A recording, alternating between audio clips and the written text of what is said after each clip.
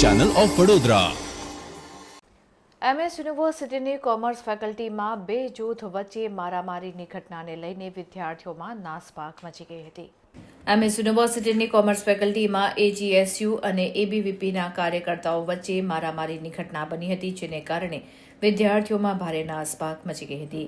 મારામારીના દ્રશ્યો સર્જાયા હતા, જેને પગલે સમગ્ર મામલો સયાજીગંજ પોલીસ મથકે પહોંચતા જ પોલીસ સ્ટાફ ઘટના સ્થળ ઉપર દોડી આવ્યો હતો।